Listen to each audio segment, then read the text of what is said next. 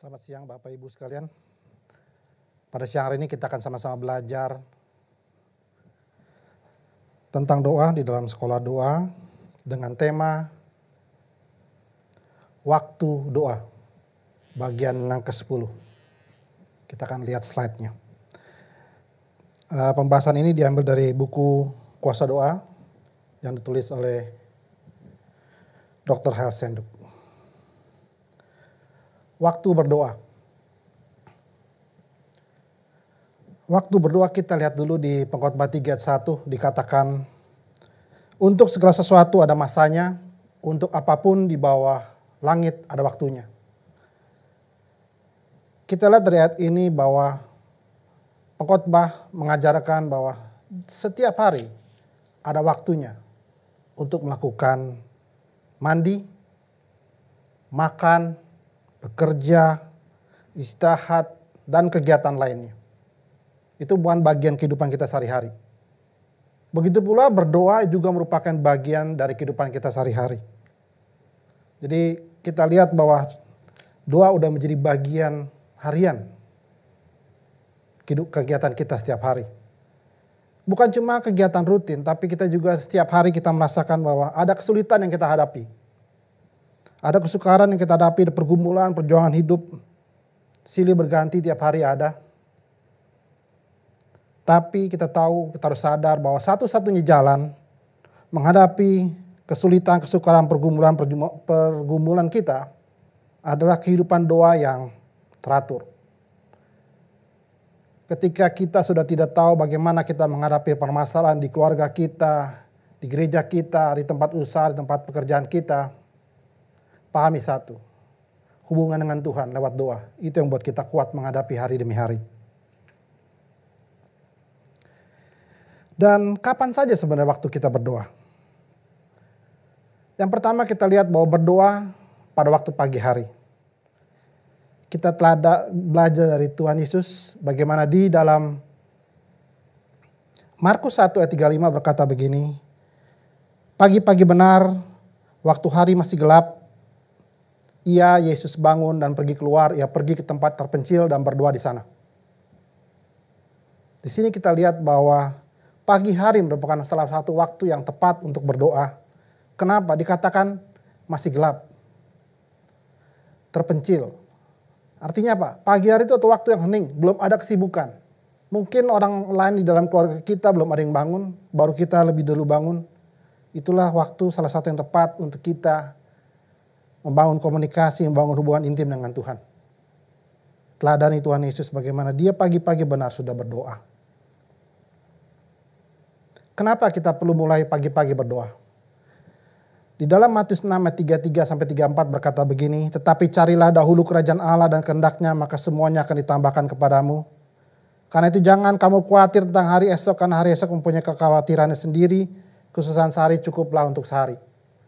Dari ayat ini kita belajar bahwa awal yang baik sangat menentukan akhir dari setiap hari. Seringkali mungkin ketika kita menghadapi harian kita dari pagi, siang, sore, kita lupa berdoa. Sebelum kita, ada saja sesuatu yang membuat kita ganjil. Kenapa saya nggak ketemu Tuhan dulu di pagi hari? Ayat ini bilang, cari dahulu, siapkan waktu untuk ketemu Tuhan. Berdoa, membaca kitab, itu menjadi modal awal kita. Kita nggak tahu sepanjang hari kita menghadapi apa. Apakah keberhasilan atau kegagalan, kesusahan atau kebahagiaan.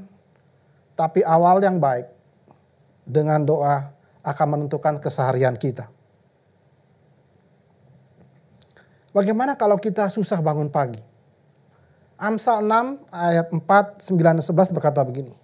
Jangan membiarkan matamu tidur, kelopak matamu mengantuk. Ayat 9. Hai pemalas, berapa lama lagi engkau berbaring?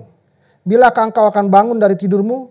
Tidur sebentar lagi, mengantuk sebentar lagi, melipat tangan sebentar lagi untuk tinggal berbaring. Ayat 11 berkata lagi, maka datanglah kemiskinan kepadamu seperti seorang penyerbu dan kekurangan seperti orang bersenjata.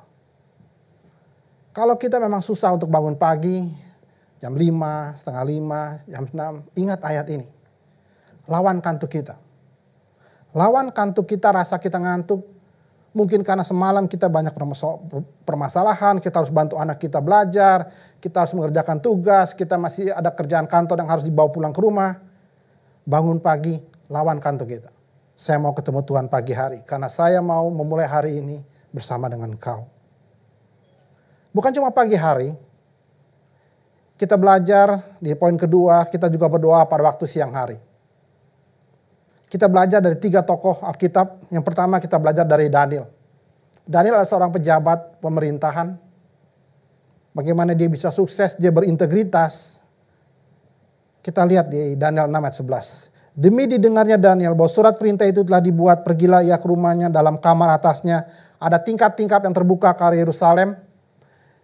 3 kali sehari ia berlutut berdoa serta memuji Allahnya seperti yang biasa dilakukannya.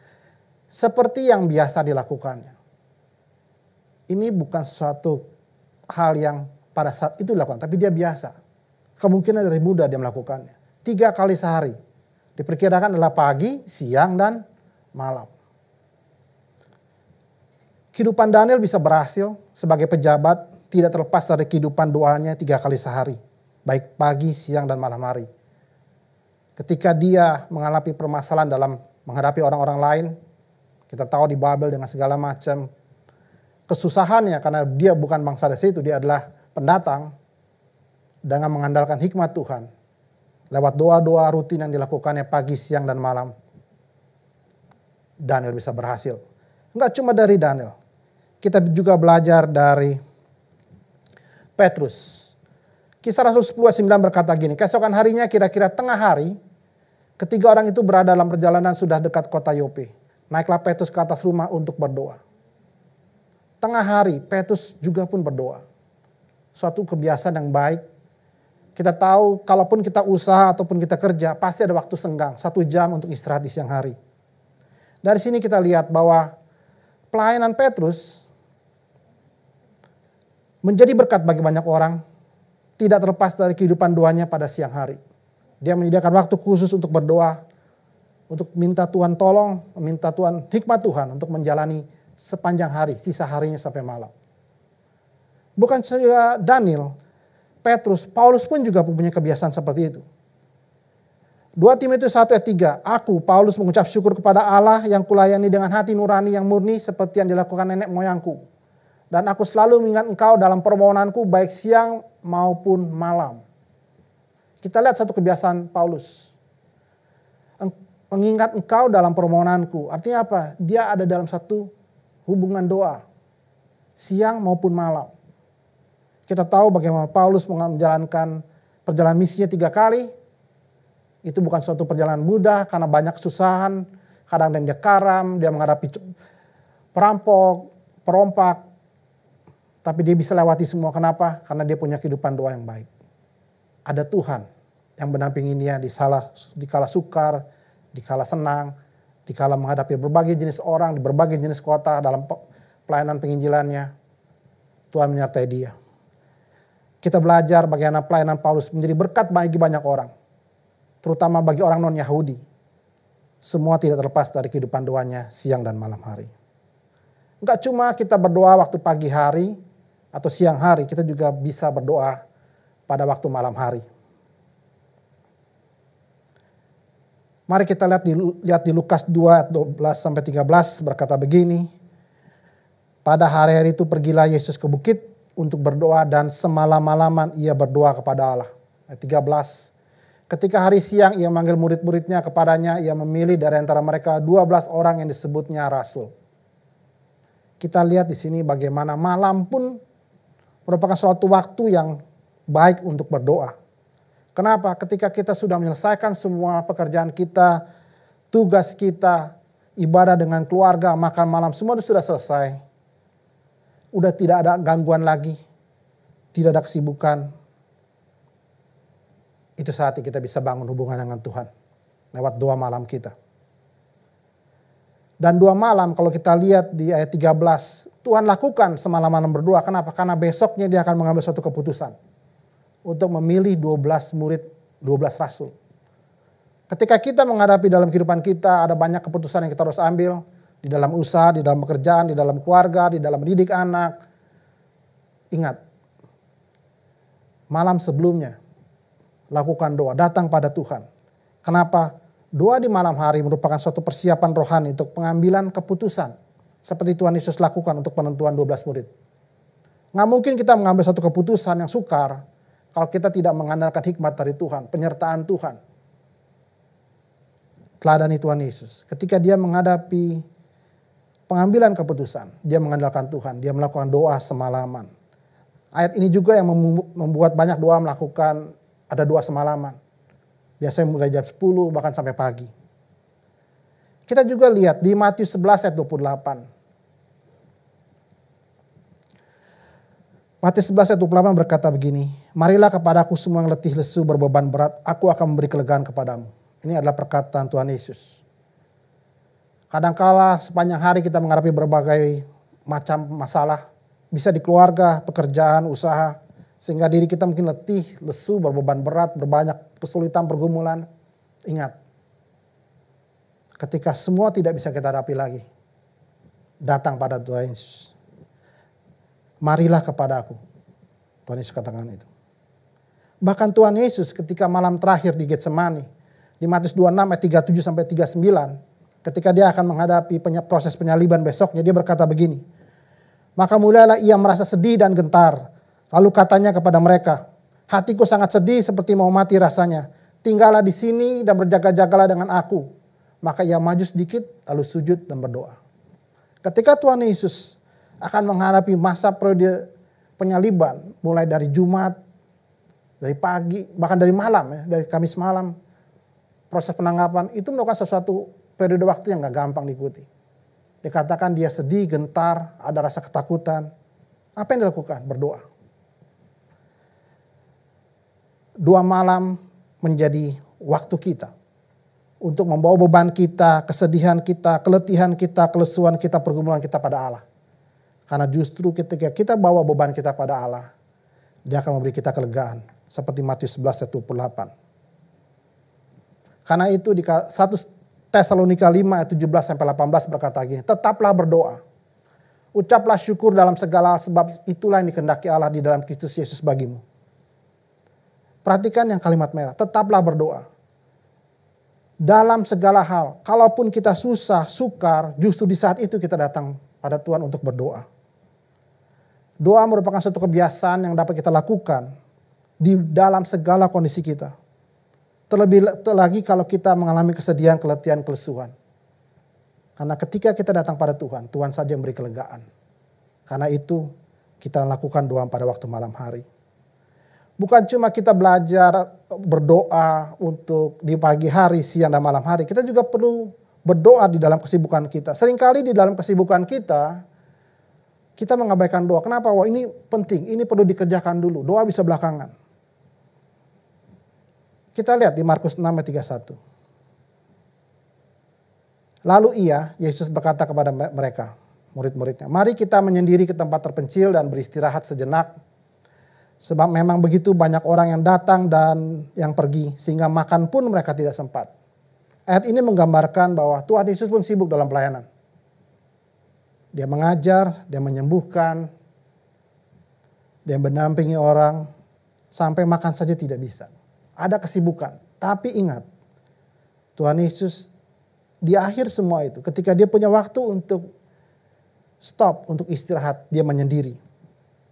Dan dia lakukan apa? Dia berdoa. Kesibukan merupakan satu konsekuensi dari pekerjaan kita, tanggung jawab kita, dan tidak seharusnya membuat kesibukan kita menghilangkan istirahat. Bahkan di dalam penciptaan pun kita lihat belajar bagaimana setelah Tuhan Yesus mencipta, setelah Allah mencipta, ada waktu istirahat. Dari hal ini kita belajar bahwa waktu istirahat merupakan saat untuk mendapatkan tenaga baru. Ada pemulihan kekuatan. Dan di waktu istirahat, disitulah kita bisa berdoa. Berdoa adalah beristirahat dalam hadirat Allah. Untuk dipenuhi kembali, di-recharge dengan kuasa dan kasih dan hikmat Allah. Kalau kita udah banyak melakukan pelayanan, pekerjaan, penuh dengan kesibukan, ingat. Kita perlu melakukan satu retreat. Menyendiri.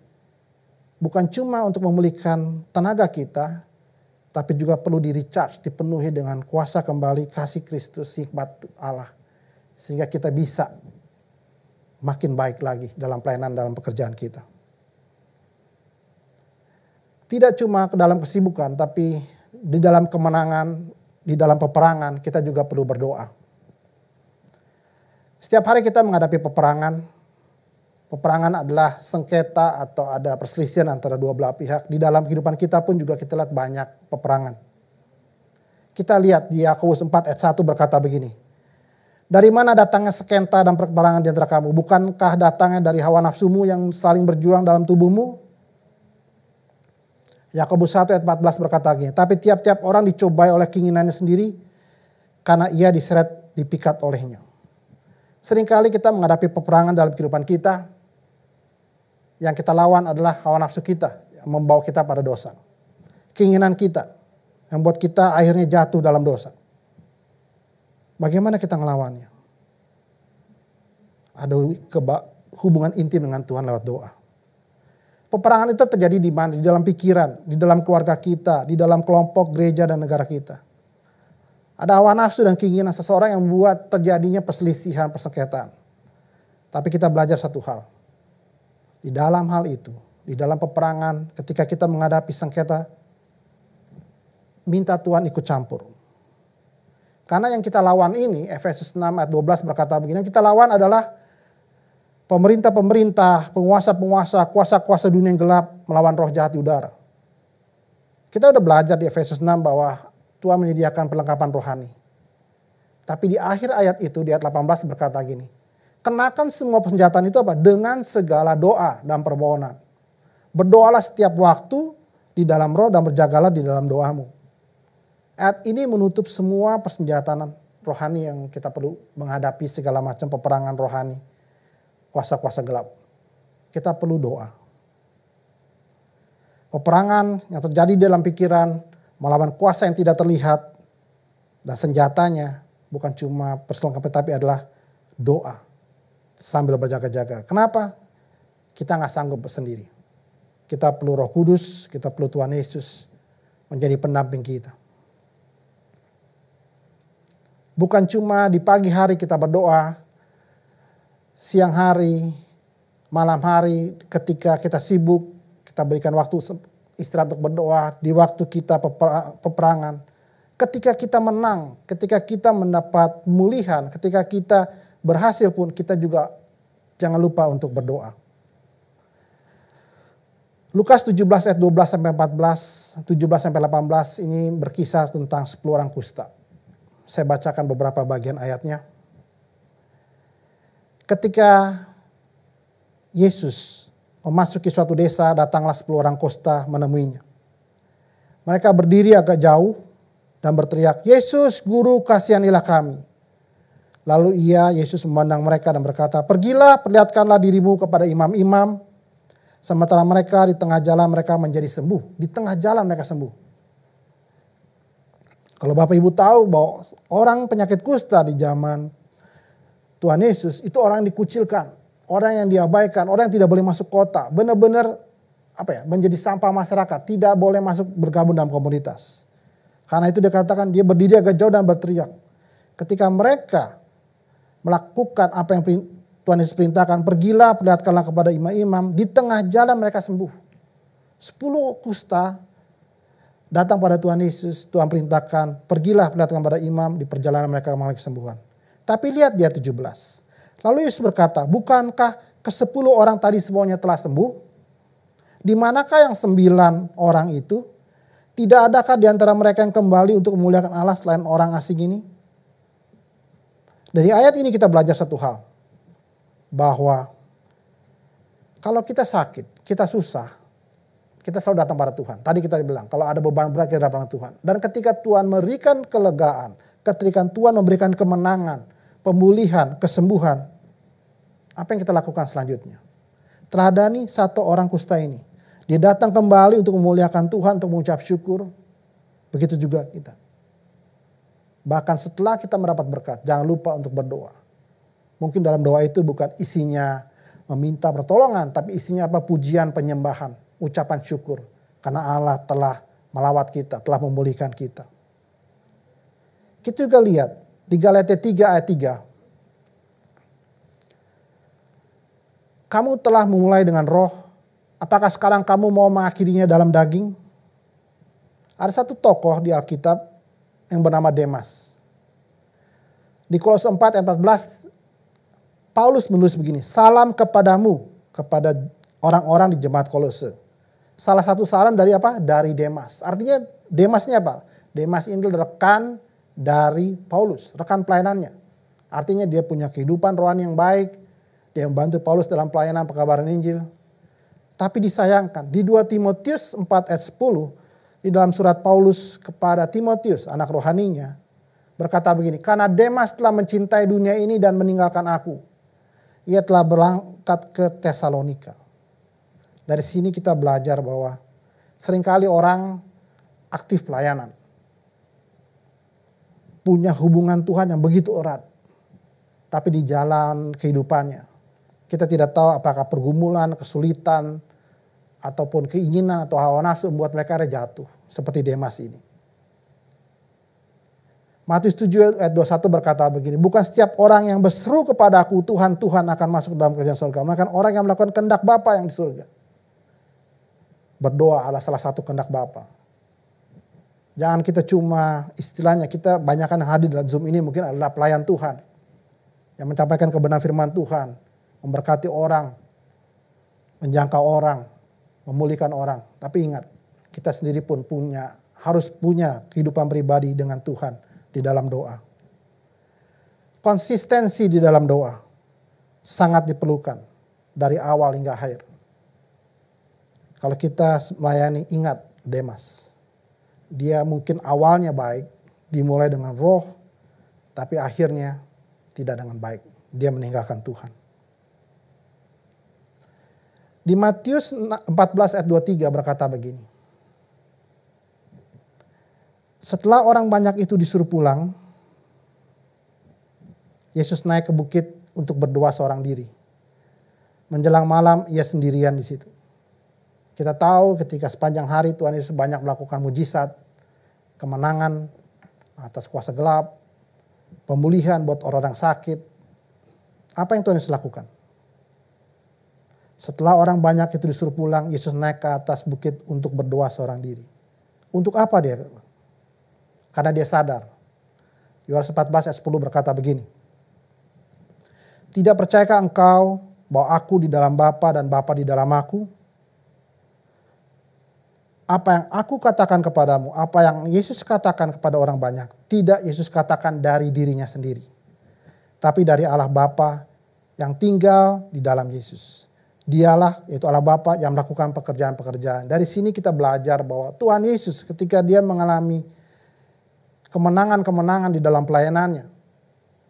Ada mujizat kesembuhan, ada pemulihan. Dia balik mengatakan bahwa itu semua bukan dirinya sendiri. Tapi Bapa yang melakukan pekerjaan-pekerjaan di dalam kehidupannya. Hal yang sama juga harus kita lakukan, harus kita katakan dalam kehidupan kita sehari-hari. Akhiri segala kehidupan kita dari pagi hingga sampai malam, di dalam pelayanan kita, dalam pekerjaan kita, akhiri semua dengan doa. Karena segala sesuatu yang kita lakukan tidak dapat kita lakukan kalau tidak ada peran serta Roh Kudus. Tidak ada hikmat dari Roh Kudus, tidak ada hikmat dari Tuhan Yesus. Nggak mungkin kita punya keberhasilan dalam pelayanan kita. Di dalam pekerjaan kita, di dalam usaha kita. Karena dengan Tuhan kita bisa melakukan banyak hal. Dan ketika kita sudah mendapatkan keberhasilan itu dalam pelayanan kita, dalam usaha kita, ingat. Ingat siapa? Siapa yang membuat kita berhasil? Tuhan Yesus. Saya ulangi lagi di ayat 14 ayat 10. Apa yang Yesus katakan daripadamu tidak dikatakannya dari diri sendiri. Tapi Allah Bapa yang bekerja dalam dirinya. Begitu juga dalam kehidupan kita. Bahwa di dalam kehidupan kita, Roh Kudus yang bekerja. Sehingga kalau kita melayani Tuhan, memimpin pujian, menyampaikan firman Tuhan, memimpin komsel, mendengarkan dalam proses konseling, semua itu ada peran Roh Kudus. Itu semua bisa didapat ketika kita punya waktu berdoa rutin. Punya hubungan intim dengan Tuhan. kita lihat bahwa hari ini kita belajar sama-sama bahwa di dalam waktu berdoa, kita punya waktu doa pagi hari, kita punya waktu doa siang hari, kita punya waktu doa malam hari. Di mana waktu kita ada, waktu kosong, waktu istirahat, gunakan untuk bangun hubungan dengan Tuhan. Bahkan di dalam kesibukan kita, siapkan waktu untuk istirahat sehingga kita pulih. Bukan cuma pulih dalam segi jasmani, tapi juga pulih secara rohani. Karena Tuhan Yesus sendiri yang memberikan pemulihan secara rohani, memberikan kita kasih, kekuatan, dan hikmat yang baru. Ketika kita menghadapi peperangan, persengketaan, perselisihan, melawan orang sekitar kita yang mungkin tidak senang dengan kita, melawan kuasa-kuasa kegelapan yang mengganggu pekerjaan, usaha, pelayanan kita, ingat lagi, ada doa. Ya mungkin yang kita sebut dengan doa peperangan rohani. Kita mengandalkan Tuhan di dalam kehidupan kita. Dan yang terakhir, kita perlu berdoa pada waktu mendapatkan kemenangan. Karena di dalam kemenangan itu bukan karena kita, tapi karena Roh Kudus yang di dalam kita. Pelajaran sekolah 2 pada hari ini tidak saya perpanjang, tapi saya rindu bahwa kita mulai pada hari ini ambil satu komitmen untuk mengambil waktu doa, mulai pagi, siang, malam, dalam kesibukan, dalam peperangan, walaupun dapat kemenangan. Mari kita bersatu dalam doa. Bapa dalam surga, terima kasih kalau pada siang hari ini kami bisa belajar bersama-sama di dalam sekolah doa. Dan kami belajar bagaimana kami memiliki waktu doa secara rutin, baik pagi hari, siang hari, maupun malam hari. Kami mau libatkan Engkau dalam kehidupan kami. Di tengah kesibukan kami, di tengah peperangan dalam kehidupan kami, apakah itu peperangan rohani atau perselisihan dengan orang-orang sekitar kami belajar Tuhan, kami mengandalkan Engkau saja. Tuhan Yesus, kami juga mau berdoa di dalam kemenangan kami. Kalau Engkau telah menolong kami dalam pelayanan kami, biarlah semua itu hanya Engkau saja yang lakukannya. Hanya Engkau saja memberi kekuatan kepada kami. Terima kasih Tuhan, biarlah pelajaran pada hari ini diberkat bagi kami. Dalam nama Tuhan Yesus kami berdoa.